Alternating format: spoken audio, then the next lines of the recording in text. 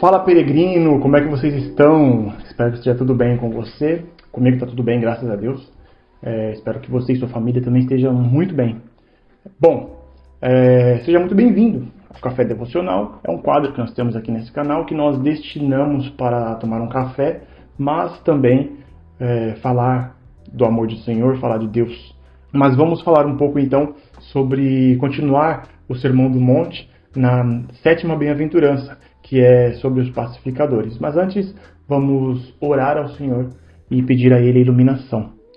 Senhor Deus e Pai, nós te agradecemos por mais esse dia, agradecemos por todos os benefícios dados a nós, agradecemos por tanto, Pai. Muito obrigado. Pedimos nesse momento que o Senhor possa nos iluminar a mente e o coração, pois haveremos de estudar um pouco a Tua Palavra e entender um pouco mais as verdades do Senhor para as nossas vidas. Mas também, Pai, pedimos perdão pelas nossas falhas, nossas transgressões. Que o Senhor venha ter misericórdia de nós, pecadores e pessoas que não são perfeitas, meu Deus. Nos ajude nas nossas fraquezas, em nome de Jesus. Amém. Amém, peregrino. Sem delongas, vamos ao texto. Mateus capítulo 5, versículo 9. É a 7ª bem-aventurança. Mateus capítulo 5, versículo 9. Diz assim: Bem-aventurados os pacificadores, porque serão chamados filhos de Deus.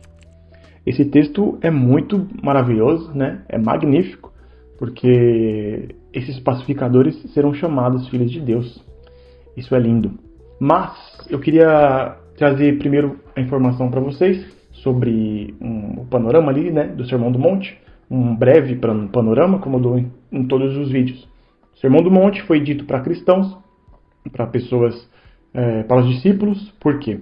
Jesus, ele vê as multidões e sobe ao monte e, como se assentasse, ele vai começar a falar e os discípulos se aproximam para aprender. Eu sempre digo isso e sempre vou dizer para que tenhamos uma compreensão melhor do texto, ok? Isso aqui está falando do perfil do cristão.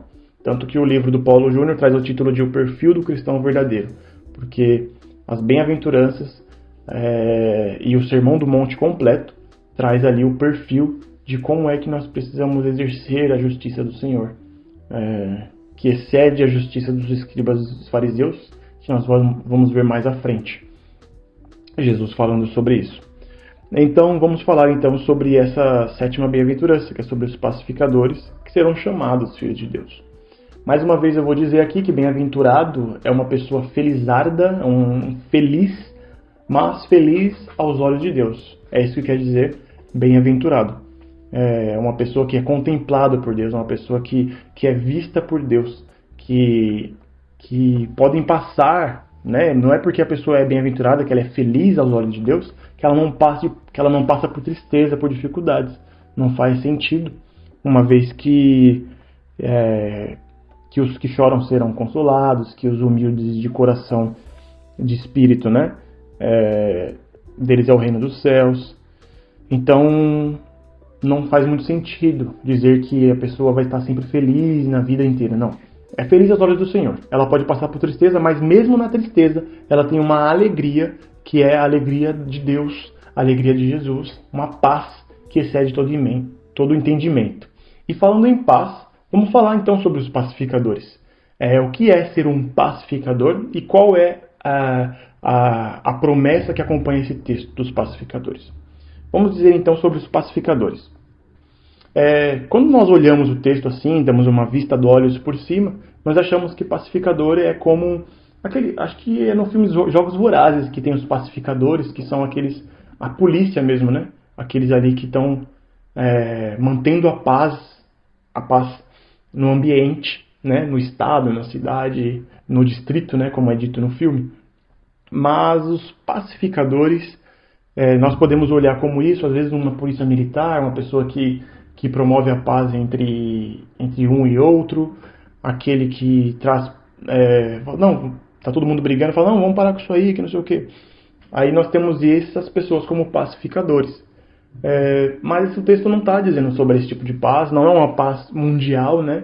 Uma paz política, né? Como algumas pessoas às vezes sempre interpretam de uma forma política da coisa, uma vez que, sendo que não há hipótese disso, uma vez que Jesus não veio para estabelecer uma paz política, Jesus não veio para estabelecer uma paz nesse sentido. Mas a paz que Jesus veio trazer é Ele mesmo. Vamos entender um pouco mais. Então, se um pacificador não é isso que eu disse tudo isso que eu disse agora, sobre esse cara que tem duas pessoas brigando, ele chega e apazigua, tá acontecendo alguma coisa na cidade, ele vai e ajuda, fala, não, pô, vamos parar com isso aqui, que não sei o quê. Se não é esse cara, quem é um pacificador? Um pacificador nada mais é, gente, do que aquele que entende que Deus é a própria paz. Uma vez que a palavra de Deus nos ensina que Deus é a paz. Uma vez que a palavra de Deus nos ensina que Cristo é o príncipe da paz. Então, Ele é a própria paz. E o pacificador é aquele que entende isso, aquele que reconhece isso e propaga essa paz para as pessoas. Ou seja, não é uma paz de moral, de política, é mais sobre isso. É aquele que reconhece que Deus é a própria paz, que Jesus é o príncipe da paz e propaga isso. Aqueles que já estão em paz com Deus, né? Em paz com Deus eu digo que a palavra de Deus nos ensina, que nós que fomos chamados por Deus, estamos em paz com Deus por intermédio de Cristo. Por causa de Cristo, por causa do sacrifício de Jesus, há essa possibilidade de estarmos em paz com Deus. Não por nosso mérito, não por nós mesmos, mas por causa de Cristo. Nós estamos em paz com Deus. E por causa disso, por intermédio então disso, nós vamos e propagamos essa paz para as outras pessoas. Ou seja, em outras palavras, um pacificador, descrito nesse texto, é uma pessoa que prega um evangelho, uma pessoa que anuncia essa paz. Os homens estavam separados de Deus e há agora a possibilidade de paz com Deus por intermédio de Cristo. Então aquele que anuncia Cristo, aquele que anuncia a palavra de Deus é um pacificador, porque ele está fazendo com que essa pessoa reconheça Jesus, conheça Jesus. O Espírito Santo vai trabalhar nessa pessoa e essa pessoa vai reconhecer Jesus também e vai estar então em paz com Deus. Ok? Então, esse é o sentido do pacificador do texto. Então, essa é a explicação do texto. Ser um pacificador é pregar o Evangelho. Mas no que isso implica? O homem poder ser reconciliado com Deus. Se tem uma coisa mais maravilhosa que essa, eu desconheço. O homem que é depravado, o homem que é pecador, o homem que vive em pecado, poder ser reconciliado com Deus em Cristo Jesus, por causa do sacrifício de Jesus, isso para mim é um milagre. Né? Como diz a música do Marco Teres, que milagre. Né? Isso é um milagre, ser reconectado com Deus. Uma vez que nós perdemos isso, uma vez que Adão perdeu isso no Éden e nós herdamos tudo isso de Adão. Mas veio Jesus Cristo e nos faz ter paz com Deus. É nisso que implica esse texto. E poder pregar isso, poder falar isso para outros homens, poder dizer para outros homens que eles estão em um caminho tortuoso, que aquelas coisas que eles estão fazendo não agradam ao Senhor, mas que há uma possibilidade de paz com Deus. Dizer para ele que ele está pecando, vive em pecado, é algo que os cristãos não se enquadram, né? Que o pecado do cristão, uma vez eu até vi o Augusto Nicodemos dizendo que o cristão, ele não vive pecando. Sabe uma estrada, quando a pessoa está na estrada viajando e tudo mais, é normal que o pneu estoure 10 vezes em 2 horas? Não, pelo amor de Deus, né? Se isso acontecer, não é normal. Agora, estourou o pneu uma vez, aí precisa de um step e tal, já coloca ali e tudo mais, segue viagem. Então, o Augusto Nicodemos ele trouxe isso como o viver pecando versus a queda, às vezes, né? Eu falhei nisso aqui. A pessoa tem a palavra de Deus no coração para não pecar contra Deus, às vezes cai e fala, Senhor, me perdoa, vê se há em mim algum caminho mau e guia-me pelo caminho eterno. Ok? Então temos essa reconexão com Deus em Cristo Jesus. Isso é maravilhoso. Mas qual que é, então, a promessa que acompanha esse texto? A promessa que acompanha esse texto é que os pacificadores serão chamados filhos de Deus.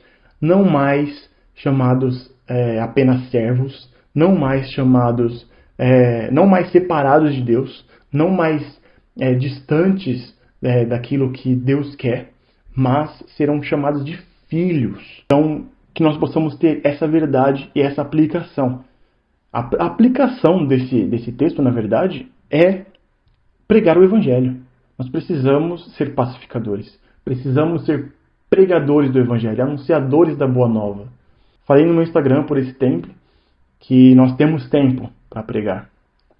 Baseado numa música do Rodolfo Abrantes, que ele fala, temos tempo. E é onde está a nossa arca, né? Que eu deixei lá. Vou destacar esses stories, inclusive, que eu acho que é algo interessante.